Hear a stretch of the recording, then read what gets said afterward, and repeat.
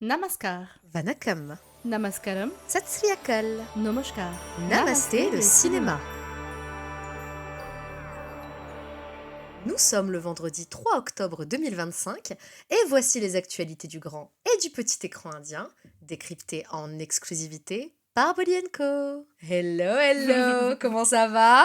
Au top, tu me connais, je bosse comme une folle sur plein de projets et je fais notamment un petit passage à Paris ce mois-ci pour aller non pas à un, mais à deux concerts. Génial, j'espère que ça te permettra de recharger les batteries. Je l'espère aussi. D'ailleurs, je profite de ce moment pour remercier nos auditrices et auditeurs. Apparemment, on a depuis un moment dépassé la barre des 10 000 lectures. C'est incroyable, merci à vous. Allons dans le vif du sujet. Qu'est-ce qui a capté ton attention cette semaine, ma chère Asma? Je vous préviens, c'est pas la joie. Ah merde. Le 27 septembre dernier, l'acteur tamoul Vijay, qui a récemment mis sa carrière en pause pour se lancer en politique, tenait un meeting dans la ville de Karur, dans l'état du Tamil Nadu.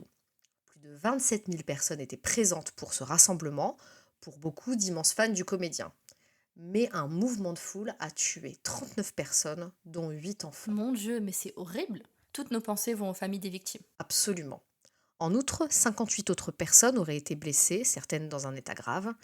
Vijay a réagi au drame en affirmant, je cite, « Mon cœur est brisé, mon chagrin et ma peine sont insoutenables et indescriptibles. » Ok, bon.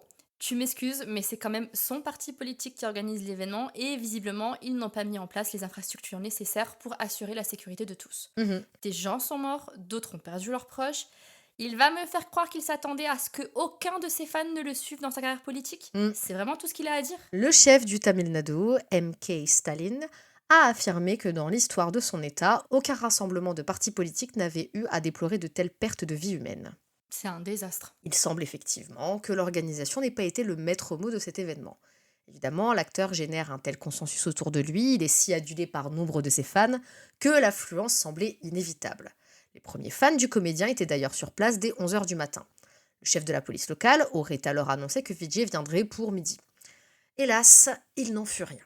Le comédien slash homme politique s'est finalement pointé bien après 19h. La chaleur était alors décrite comme harassante. Beaucoup de gens dans l'assistance n'auraient rien avalé et se seraient refusés à bouger pour ne pas louper l'apparition de leur star favorite. Bref, tout le monde était à cran. Et quand la vague de panique a commencé, certains étaient déjà devenus incontrôlables. Ce drame nous rappelle aussi combien l'idolâtrie peut être destructrice. À quel point certains, omnubilés par leur acteur favori, sont prêts à se mettre dans des situations de danger dans le simple espoir de l'apercevoir. Tout à fait. En tout cas, la police du Tamil Nadu a ouvert une enquête pour identifier la responsabilité de Vijay et des membres de son parti dans cet incident dramatique. Et si on faisait le point sur les sorties de cette semaine? Volontiers. Pour commencer, la comédie romantique Sunny Sanskari Ki Tulsi Kumari, avec Varun Dhawan et Janhvi Kapoor dans les rôles principaux, est sortie en salle française le 2 octobre avec Friday Entertainment.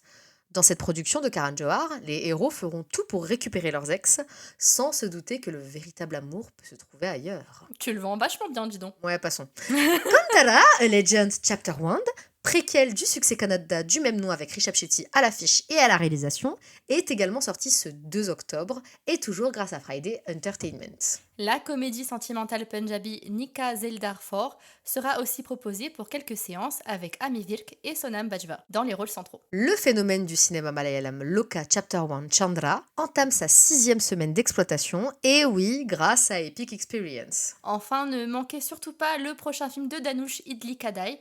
L'acteur y retrouve notamment l'incroyable Nitya Menon et c'est proposé par 180 Entertainment. Du côté de la SVOD, découvrez sur Netflix la série The Game You Never Play Alone, avec la brillante Shraddha Srinath à l'affiche.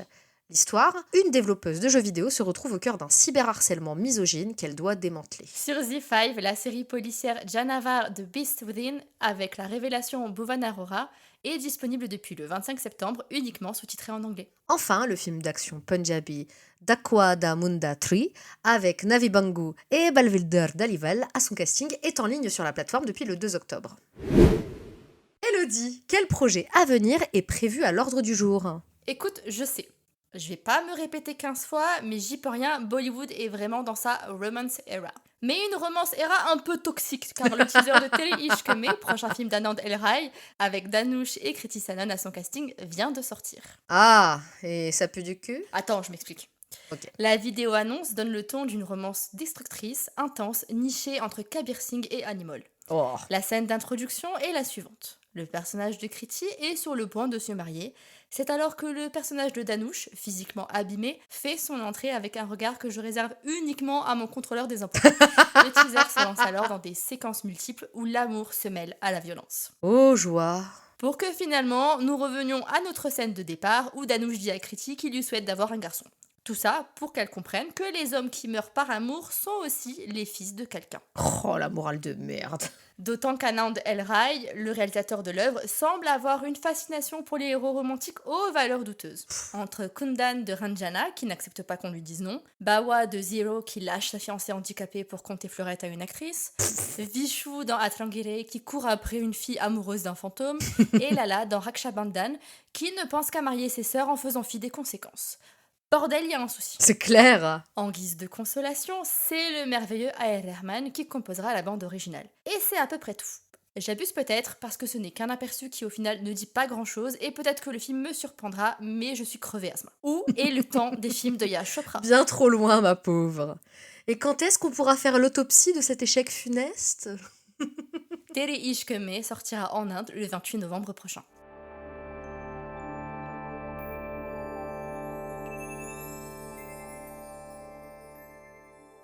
Et c'est tout pour aujourd'hui, merci de nous avoir écoutés. C'est sur la recommandation de la semaine que l'on se quitte. Vous êtes d'humeur révoltée? Vous voulez voir comment on fait un bon remake tout en mettant un coup dans les couilles au système de caste? Tout ça sous les yeux effarés du bureau de censure indien?